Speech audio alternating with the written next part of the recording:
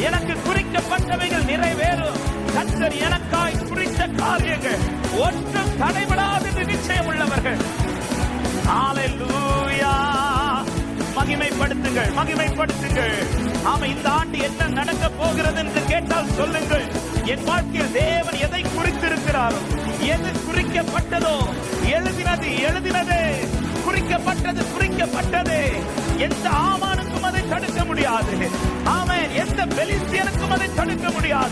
எந்த அமலேக்கியனுக்கும் அதை தடுக்க முடியாது. எவ்வளவு பெரிய சத்துருக்கள் பெருகினாலும் கர்த்தர் எழுதினது எழுதினதே, எனக்கு உரைத்தது உரைத்ததே, எனக்கு குறிக்கப்பட்டது குறிக்கப்பட்டதே. விசுவாச